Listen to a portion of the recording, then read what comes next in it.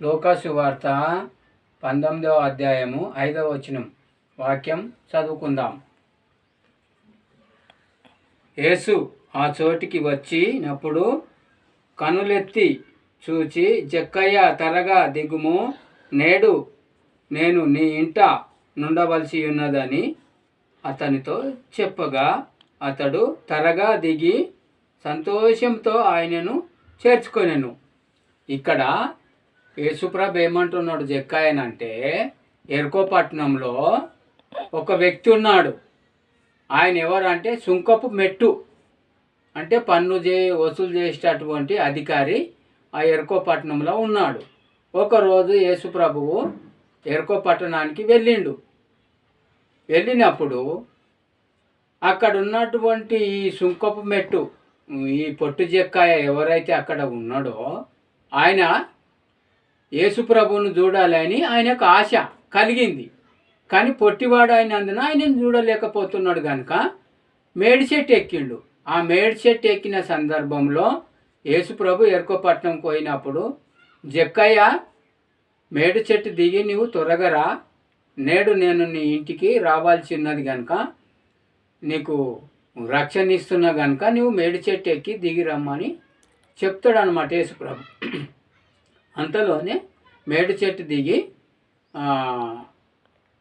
ఈ జక్కయ్య వచ్చినట్లు మనకు లేఖనాలలో రాయబడింది. కాబట్టి జనసమూహము యేసుప్రభు ఎబడి ఉన్నారన్నమాట.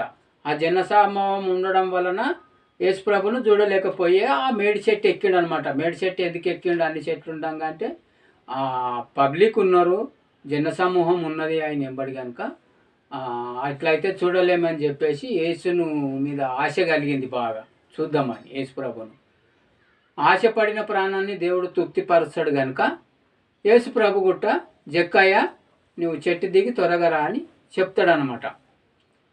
ఇక అదే సందర్భంలో అప్పుడు జక్కయ్య ఏమంటున్నాడు అంటే 8వ వచనంలో చూస్తే, ప్రభువా, ఎవరి వద్ద అయితే నేను అన్యాయంగా 2 అంతలు తీసుకున్నానో 4 అంతలుగా నేను వాళ్లకు బీదవారికి నా ఆస్తిలో సగభాగం ఇచ్చేస్తాను ప్రభువా అని అంటున్నాడు. కాబట్టి జక్కయ్యకు ఎట్లయితే రక్షణ వచ్చిందో, యేసుప్రభుని దేవుణ్ణి చూద్దామని ఆశ కలిగిందో, ఈరోజు గుట్ట మనము అట్లాంటి ఆశ కలిగి ఉండాలి. ఎందుకంటే ఆశపడిన ప్రాణాన్ని దేవుడు తృప్తిపరుస్తాడు కనుక మనం యేసుప్రభు మీదనే ఆశ కలిగి ఉండాలి. ఇక్కడ జక్కయ్య గుట్ట అట్టనే ఆశ కలిగి మేడి చెట్టు ఎక్కిండు యేసుప్రభు కనబడనందున. కాబట్టి జక్కయ్య పొందుకున్నటువంటి రక్షణ మనం గుట్ట ఈనాడు పొందుకోవాలి అని అట్టి మనసు, అట్టి కృప దేవుడు మనకు అట్టి రక్షణ, జక్కయ్యకు అనుగ్రహించినటువంటి రక్షణ, జక్కయ్యకు ఉన్నటువంటి మనసు మనం గుట్ట కలిగి జీవించాలని అట్టి కృప, అట్టి మనసు దేవుడు మనందరికీ దయచేయాలని ఇంతటితో ఈ వాక్యాన్ని ముగిస్తున్నాను. పరిశుద్ధుడా, ప్రేమగల తండ్రి, మరి పొట్టి జక్కయ్య నిన్ను చూడలేనందున ఆ మేడి చెట్టు ఎక్కినందుకు, మేడి చెట్టు ఎక్కితే మరి జక్కయ్య నీ ఇంటికి రక్షణ వచ్చి ఉన్నది, త్వరగా దిగమన్నావు. మరి ఆయనను చేర్చుకొని నీ ఇంట్లో చేర్చుకున్నాడు. జక్కయ్య నీ ఇంట్లో చేర్చుకున్నాడు, నిన్ను ఆయనకు రక్షణ ఇచ్చావు ప్రభువా. ఆయనకిచ్చిన రక్షణ మాకు గుట్ల ఈరోజు అనుగ్రహించమని ప్రభు అయిన యేసుక్రీస్తు నామమున అడిగి వేడుకుంటున్నాం తండ్రి. ఆమేన్.